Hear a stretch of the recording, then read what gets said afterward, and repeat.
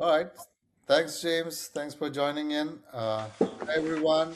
Welcome to our second episode on the AI for higher education. We'll go to the topic on today's like how AI is transforming in higher education for student engagement and enrollment. We're joined by James Moore, who's with DePaul University, and he's the online director and also the associate director of DePaul AI Institute. Thanks for joining, James. Pleasure to be here. Happy to see you again. Yes. All right. James, if you want, you can just give a quick introduction to the audience, and we'll get into the podcast. Okay. So just to confuse people, I am English. So the wacky accent comes from London and Bath in the UK, but I live in Chicago. I work at DePaul University. It is a fantastic place to be. Every day I have new things to discover, lots of fun projects to play on, and happy students. So pleasure to be here today. Good, good. So, um, so I have a quick question. I know you have spent close to 2 decades with DePaul University, working across online learning, digital marketing, and now AI. How is higher education has evolved during this time? How do you see? What kind of changes do you see? Great question. So, the thing that has rapidly sort of changed our environment is AI is transforming the workplace. And where universities largely had a roadmap that was proven from experience, where they could say, this is your potential career path, this is what employers are looking for, that environment has changed. So, it used to be that we would say to students, plan for 2 or 3 different careers, Mhm. but at least we know what those careers are. Now universities are saying plan for 6 or 7 different careers, and maybe 60% of those haven't been defined yet. So the trick now, I think, in higher education is preparing students to be critically, to have a deep level of critical sort of understanding, but the ability to be curious and nimble, to sort of see where the new opportunities are evolving and to be able to move into that space in a way that's meaningful and productive. Okay, interesting.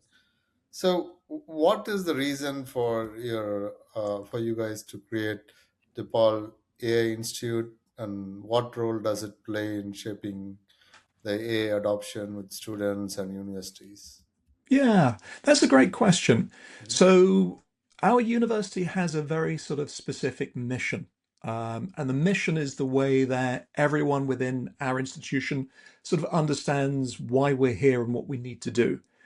And then there's an interesting aspect of that mission that is unique to DePaul. So if you look at a lot of universities, their missions are largely similar.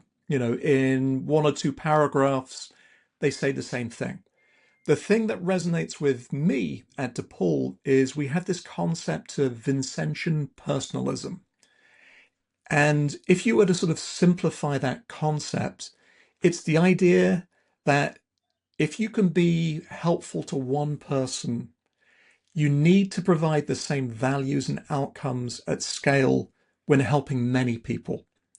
Mhm. So that's where I think we've got a unique value proposition for AI. So AI changes economies in both, small and profound ways. But the trick is providing sort of the levels of human respect at scale. So one of the things that we want to make sure that happens as AI evolves and becomes part of sort of the regular existence for people in the US, in that it's human, that we understand potential biases and we mitigate it against those. We understand the risks, we understand the value of the human experience. So we may not be developing frontier and foundation models here at DePaul, but we're part of that sort of ethical thought leadership conversation to make sure that our students come out of the university here with a deep understanding of AI and the ability to sort of understand where and when it should be used in their careers and life going forward. So the AI Institute is a way to sort of bring a lot of that information across different disciplines and act as a focal point. So it is across all the disciplines you guys sell. Okay. That's a big task. Yeah. And let me add, I mean, there are different attitudes. So I work predominantly for the College of Business. Mm-hmm. So here, sort of market realities dictate that, yes, we need our students to have practical hands on experience of AI. Mm-hmm. If someone is working in our theatre school, or is a musician, or is showing students how to write, Mm-hmm. there's a different relationship. But again, I think the power of DePaul is even if you're anti AI, even if you decide that this is not the right thing to do, Mm-hmm. we need to give you hands on practical experience to sort of empower you to sort of, when you say something, you're saying it with a foundation that's strong. Okay, I understand. So, in your opinion, where do the other universities stand on the AI adoption journey? Is it too early? That's a great question. I think what you've probably seen is there's a lot of survey data out there at the moment. Mm-hmm. And there's a huge disconnect between universities saying that this is important and then saying we're working on it. So they're typically sort of in the middle area. And Okay. that, I think, is a dangerous place to be because universities are like ocean liners. They're large organizations. And fundamentally, ultimately, you need them all to be moving in the right direction. Mm-hmm. So I think where some universities are failing at the moment is the internal communication is lacking, and there's no sort of clear picture to the university or college in terms of where they should be going. And this is an environment where we need to make some decisions, some movement rapidly to stay relevant. I understand. So, getting to another interesting thing is like the student enrollment is getting lesser every year. So, how do you see that? Will AI make an impact in anything like recruitment, converting, or retaining the students? Or so, how do you see that? Like, is this So a solution for something? Yeah. yeah, great question. And let me mention here that some of the comments I'm saying today come directly from me, and they don't necessarily represent the institution. My Yeah. personal feeling at the moment is a lot of institutions are planning for growth and have done historically. And I think that's a dangerous thing to do. I think for some institutions, they should plan for actually reduce students Mm-hmm. and from that work out how they can still provide the same services to their incoming students, but work with a smaller number of incoming students. Now, in terms of the funnel you're talking about, I think AI impacts that in four areas. So Mm-hmm. the first one is recruitment. So there's an opportunity to lower costs. The old adage in marketing is 50% of my marketing isn't working, but I don't know which 50%. So used well, AI is a way to identify where what you're spending money on isn't working. So, that's one part. But I think that's the smaller part. Conversion is next. And Mm-hmm. that's where AI is really going to impact things. Mm-hmm. Because traditionally, the role of the university has been to convince a prospective student that this is the place to come. You're in the right place, you're going to have a fantastic experience. That conversation has changed. Now, prospective students know before they apply what they want, how they're going to get it, and the right place to go. So they can use AI to do that research in a way that was impossible previously. So Okay. when they apply, the decision has been made. So it definitely changes conversion. And again, there's an opportunity perhaps to spend less money there because you're no longer convincing, you're making sure that you bring in the student adequately. So the last two parts of that are retention and experience.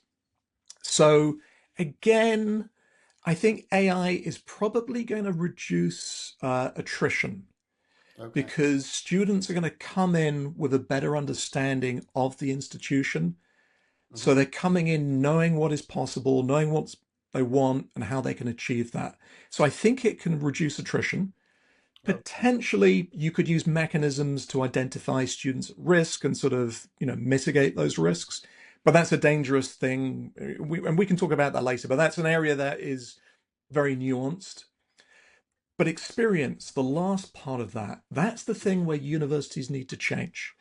So, from my perspective, artificial intelligence is changing the economies of scale. Mm-hmm. So that means now an institution is competing against basically essentially free. You're competing against something that you could get online for approaching $0. Yeah. So you can't compete on cost, but you can compete on experience. So universities need to double down on that and make sure that the experience that they're providing to their students is something that cannot be provided by AI elsewhere. So, that's my perspective. At DePaul, we concentrate on what we sort of call high touch moments. So there are certain sort of periods in a student's life where you can create something that is high touch and transformative. So if you think back to your university or college career, there were probably certain moments when you realized, this is why I'm glad to be here. This is an important thing. And that's what we need to sort of provide. I understand.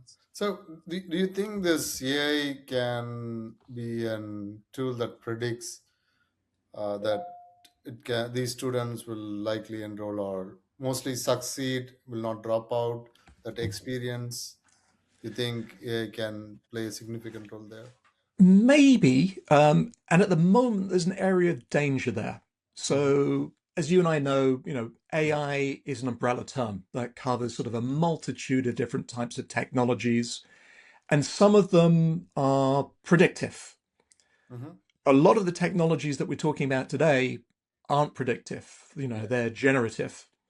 And the systems that most platforms are moving towards are generative, and those are black boxes. We don't at the moment have a mechanism where we can see how those algorithms are producing results. Mm-hmm. And that can be dangerous when we sort of predict student behavior.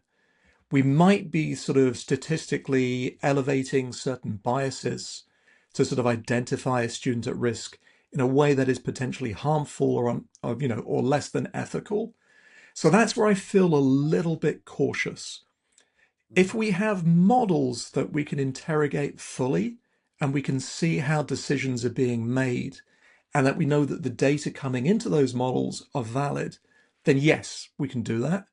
But Mm-hmm. I would say the jury is out there at the moment. That's an area where I don't feel that we necessarily have forensic proof to indicate that a student is at risk. Okay, I understand. So, what do you think, like in terms like with in terms of student engagement, like can AI improve that both inside and outside the classroom, like an Oh, AI assistant to the student, something like that? Yeah. 100%. And this is again a very sort of nuanced area. Mm-hmm. So, from my perspective, generative AI changes some interesting sort of economies of scale. So, if you think about the way that universities have operated historically, is that they have scarce resources. Yeah. So, you've got the professor and her or his time. You've got the institution in terms of physical plants. And then maybe you've got scarcity of knowledge in terms of books. So scarcity of knowledge has disappeared now.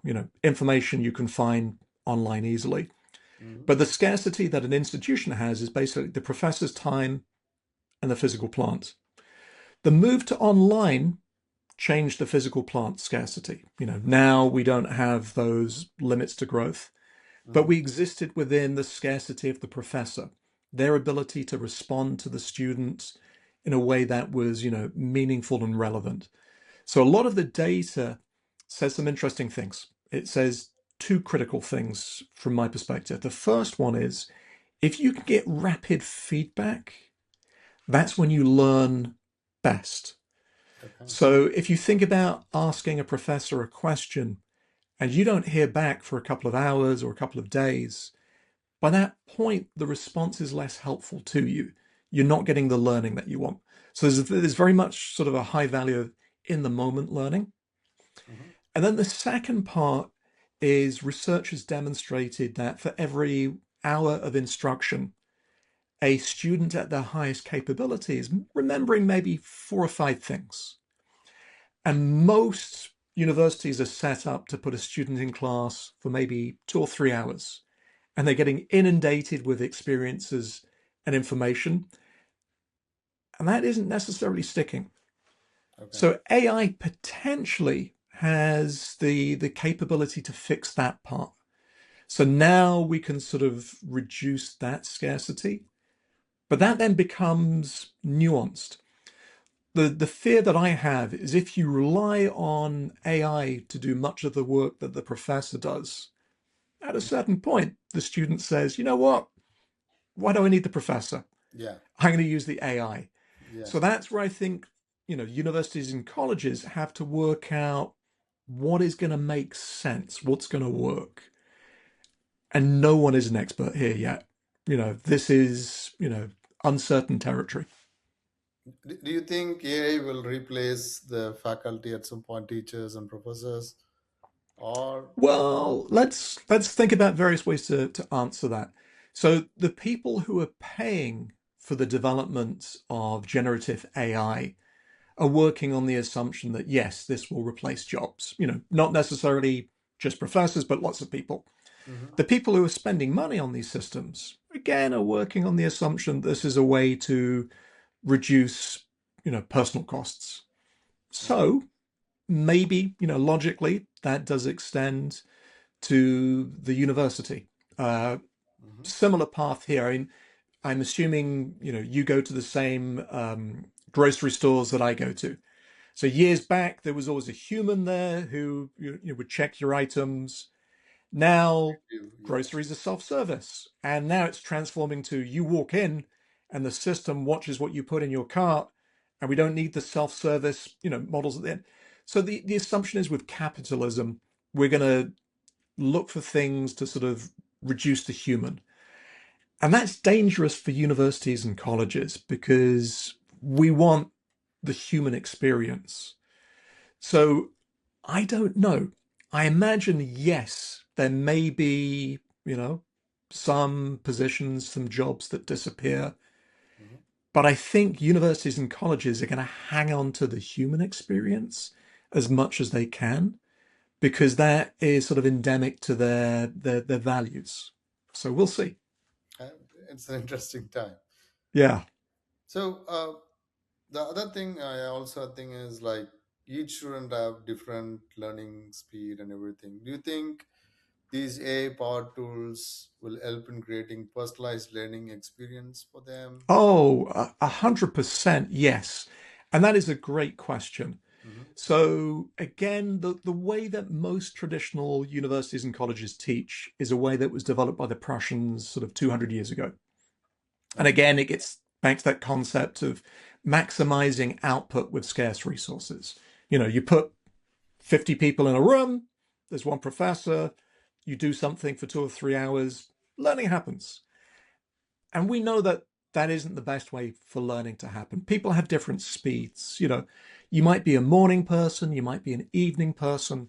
Your class is at 9 o'clock, your brain isn't working.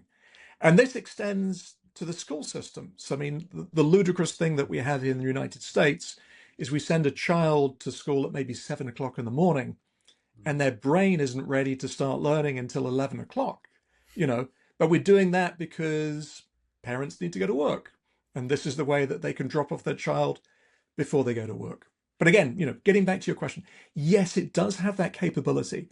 But here, I think, is the interesting disconnect. Mhm. The way that happens is when the student has access to the artificial intelligence, when it's their tool. So the fear, I think, for a lot of people, and this is a rational fear, is you don't necessarily want to give your deepest, darkest thoughts, your central essence, who you are, Mhm. to a system that someone else operates and owns, you Mhm. know. So the artificial intelligence, when it becomes a personal device, something that the student has complete autonomy of, Mhm. that's when I think it becomes most useful. So, we see this in science fiction books, the concept that, there's a Jarvis, there's a thing that you have direct control over, and it knows everything about you. And from that can make informed decisions about, when to suggest something. So it's James, it's 12 o'clock. Now would be a really good time for you to start work on your project because it's due tomorrow. And based upon experience, 12 o'clock is when your brain is firing, it's when you're ready to learn. So yes, but I think there's an interesting sort of disconnect there. I totally understand that. So, the other important thing is how does AI will change the future of online and hybrid education? That again is a great question. And it's really interesting to sort of see what's going on there. Hmm. So I work at a university. I speak to a lot of faculty within my university and other universities. Hmm. So with online, there's a significant fear from faculty and the institutions about cheating. Hmm. So, 15 years ago, we thought we'd fix this. We found ways to sort of use systems where a student is online and we can see what they're doing, we can watch what they're doing to make sure that they don't cheat in the moment. So when that happened, a lot of faculty were happy because now they could do online exams and there was, academic integrity. Now we have agentic AI, and we also have the ability for AI to do deep fake impersonations. They can create something that looks like you and I, Hmm. speaks like you and I, and does that in real time. So for some professors, the fear is an online course is something that a student could ask their agent to complete. It's like, hey, James, here's my course. Go in, read the assignments, do the assignments. Give me a B plus because I don't want it to look like I'm cheating. You know, Hmm. I understand. yeah. So faculty, I think, are, freaking out about this because, oh my God, this thing is no longer something that's going to work.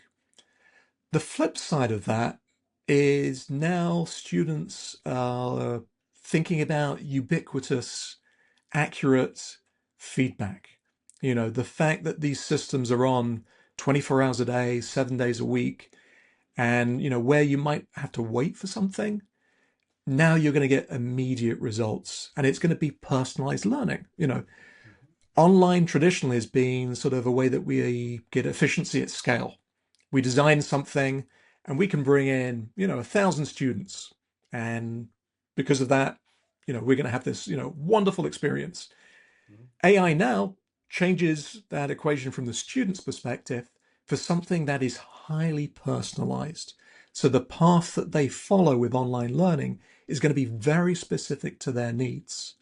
But we can see that there are two, paths here going in different directions. And the Mhm. trick is to find a way where we come back, you Mhm. know. So again, there are no easy answers here. I know. We will see what happens. All right, sounds good. So many universities have launched the online programs now. You're aware of that. So what do you think that separates the best online educational universities and the weaker ones? Can you? That is a great question. From my perspective, it's offering something that is truly programmatic. Mhm. So some online programs are merely sort of a collection of courses. So you take an accountancy course, you take a finance course, but there's no sort of trajectory, there's no arc from one course to another course. Mhm. And really, the platonic ideal of an online program is a thing that doesn't talk about specific courses. It's the program. If you go to the cinema and you watch a movie, you're not watching a selection of individual things. You're watching something that has a narrative that brings you from beginning to end. So the truly superlative online programs do the same thing. They bring someone in a way that's meaningful. And the things that you encounter at the start are referenced towards the end, again in meaningful ways. So you need that sort of holistic view where everything integrates naturally. And that can be done, but that's the difference between the strong and the weak there. Strong. Okay, I understand. Mhm. All right, sounds good. And so, since many universities are trying to adapt, like, what are the biggest concerns universities have when they're adopting AI? Should they address concerns like integrity or any bias or data privacy? What do you think? There, there is a long list there, but I think you can simplify it to universities are worried that the speed of change is such that the decision they make is Mhm, going to be the wrong decision. So, universities work on contracts. A contract requires sort of investigation, bringing general counsel, your information services, and then typically you're committing to something that may be several years out. mhm, So I think the fear for a lot of institutions is that they're going to make the wrong decision and tie themselves to a decision that ultimately hurts them. That's tough. I think that's where the fear is at the moment, largely. The other thing is, I think a lot of institutions are worried that there isn't sort of internally unified support for those decisions. okay. The good thing that I think has come out of that actually was the pandemic. So the pandemic was a horrific, horrible experience, but it changed universities and colleges in one fundamentally good thing. It was a time machine that moved them into sort of current day, where previously, online was seen as something that was unacceptable or unworkable. Everyone had to go online. Mhm, And largely, institutions did this in a way that still provided value to the student. They were able to sort of continue their processes to get students graduated.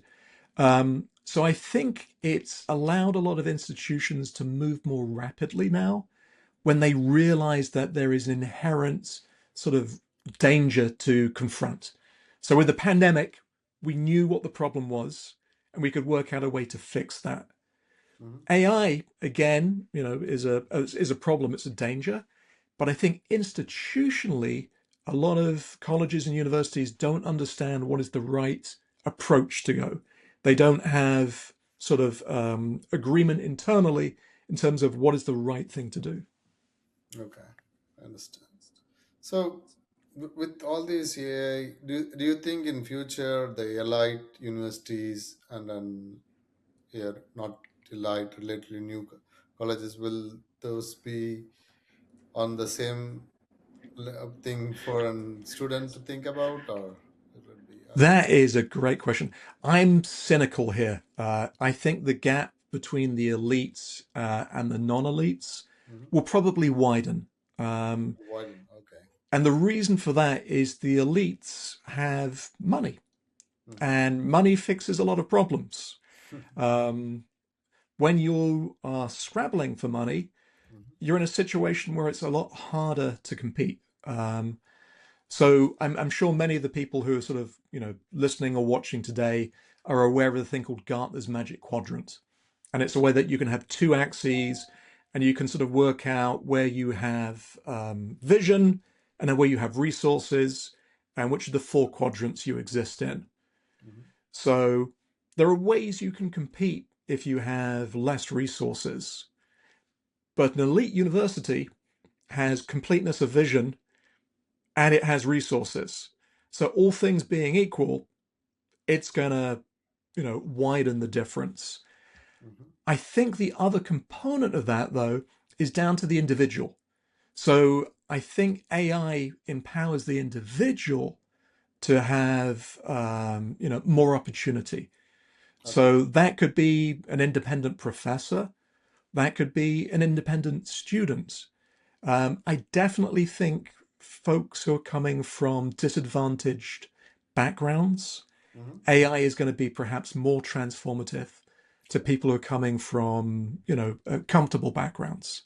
So that ultimately is a good thing, Yeah. but we're going to see some other sort of interesting sort of disruption that AI is going to bring about.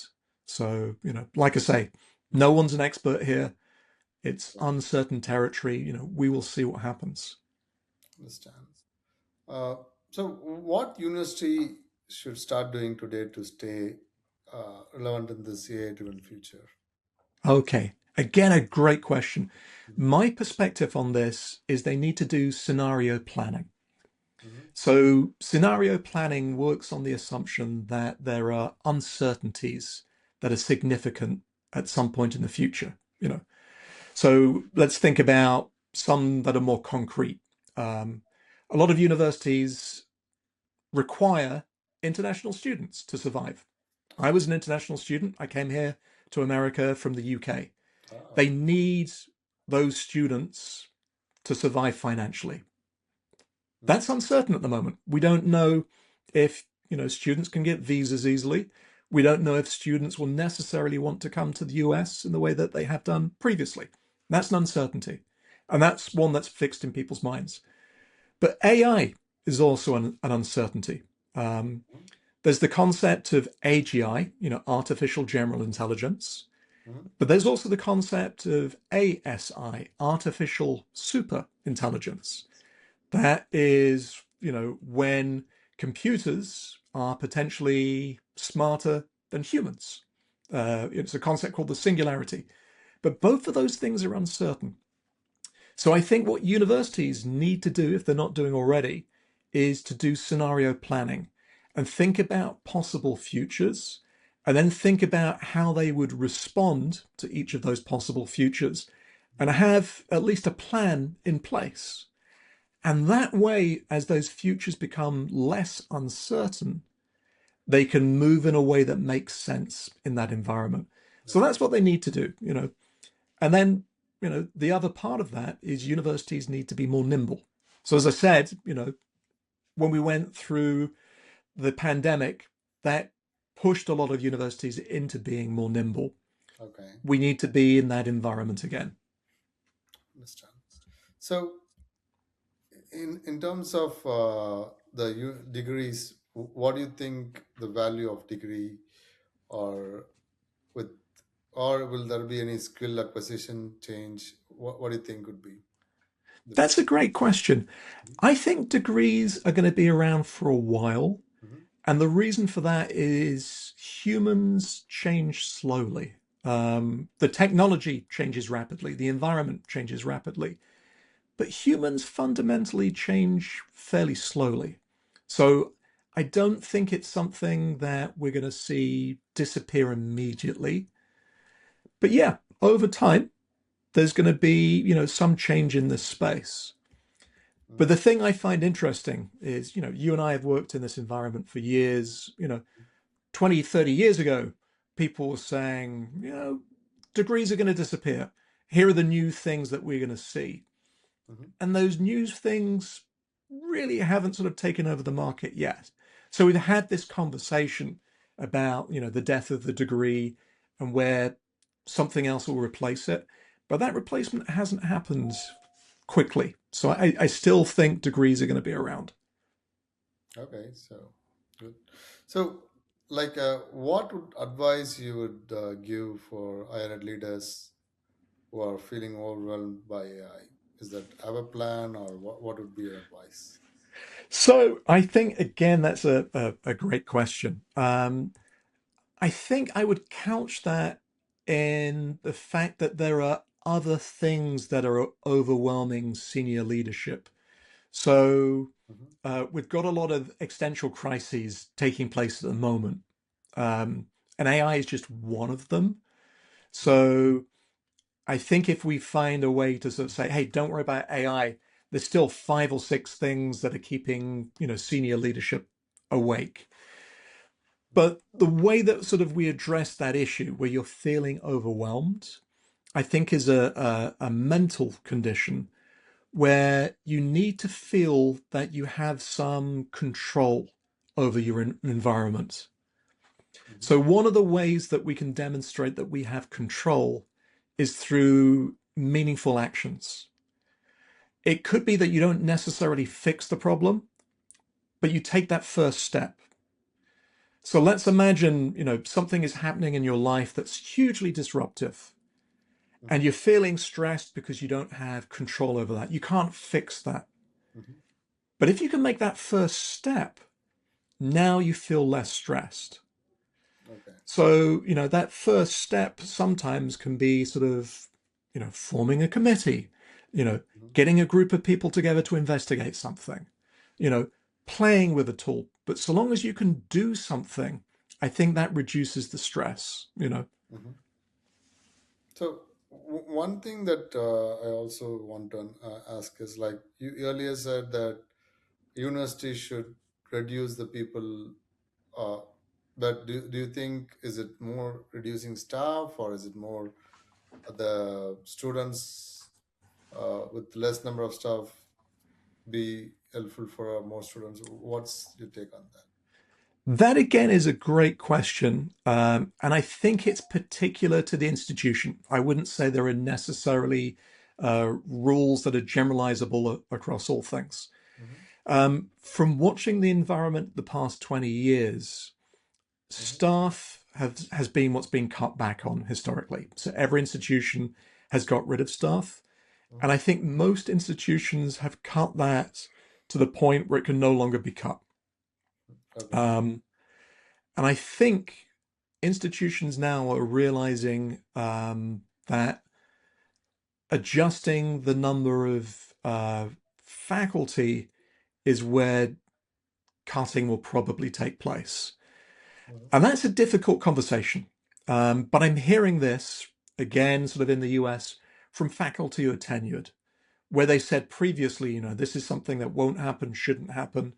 Now they're realizing, okay, I think the market realities are thus that this is the only area where if we do need to right size, Mm-hmm. this is where the changes are going to take place. Mm-hmm. But that is an incredibly fraught internal conversation. No one wants to hear that we're going to be employing fewer people or getting rid of people. Yeah. That's really, really difficult. But I think for a lot of places, it's probably necessary Mm-hmm. because institutions are sort of coming in with senior leadership saying, "We will have 5% growth. We will bring in more students." Mm-hmm. It's a lot harder to do that now. It really is.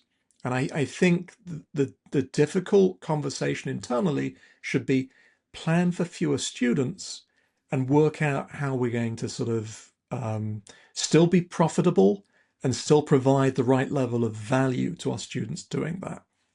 Mm-hmm. So, how about students? Like, what advice, like, what would be the skill set they should acquire for the future? Because Okay. I don't know, whatever we read, things are getting obsolete now. So, Yeah, what? I'm going to steal from other people here. Mm-hmm. So 2 weeks ago, we put on a symposium, Mm-hmm. AI in business, and Mm-hmm. we had a panel there, and the same question was asked. So these were panelists who make hiring decisions, and from different parts of different organizations, different levels of experience, they all said the same thing: curiosity. When they're looking to hire someone, if they can demonstrate intellectual curiosity, that's the thing that gets them the job. A week later, I was organizing an internal communication on AI. We have these sessions every 2 weeks that are focused on how we're doing AI within our college. Mm-hmm. We brought in someone who was coming from a hiring company that specialized in artificial intelligence. They're using it internally. They're looking for employees who can demonstrate, those skills, knowledge, and abilities there. Same thing, curiosity. So I would recommend that students demonstrate their intellectual curiosity and find ways to feed that. So one of the best things that I think students can do at the moment is to use these tools to create something that's meaningful. So, Claude Cowork, for example, you Yeah. could use that and you could create an app that does something that doesn't exist at the moment. You could use that to create a learning path for yourself. You could use that to research a topic. But it's this concept of being curious and then demonstrating that you've taken that curiosity and done something meaningful with that. You've acted upon that. That's the advice I would give to students. Mhm. So one final closing, like what do you think on the future of higher education? What would be you think? So, again, a great question. Mhm. I work in higher education, Mhm. so I think there's a future. I wouldn't be here unless I thought this was the right place to be Mhm. for me and to see that there's a future here. Um, in the same way that I'm a parent because I have faith in the future. I think that the world is ultimately going to be good because I wouldn't have a child otherwise. So I think there is a substantially good future for higher education. It's so important. It really is in multiple ways. But at the moment, we have significant threats against it. Mhm. I think it's going to change. I think we're going to have fewer universities and colleges here in the US. So we have, roughly 5,000. We're going to have fewer in the future, Mhm. but we're still going to have higher education because it does something that is significantly important. It changes people's lives in meaningful ways, and Mhm. it improves culture and society. It has tremendous value. It's something that if we didn't have it, we would be living in a far more, poor place. Life wouldn't be as much fun. So I do see a future. Interesting. Thanks for your comment on that. Yeah. Any final comments you want to share for our audience? So the final comment I would say gets back to one of your earlier questions in terms of, the folks who are feeling fear that there's too much change. Mm-hmm. Find a good way that you can sort of entertain at least the concept of work-life balance. Get out into nature, spend some time talking to someone, put down your device, cook a meal from scratch. Yeah. Do something that's slow and has value, and make sure you're able to sort of provide those things daily, weekly, Mm-hmm. and just talk to people without technology, at Fine. least for an hour. Interesting. Th- Thanks for your comments, James, and thanks for your time. And I hope our session is useful for everyone. I hope we'll connect with you for another round of interview with a different topic. Thanks for your time, James, and Definitely. have a great day. Enjoy the conversation. Thank you. Thank you. Bye bye.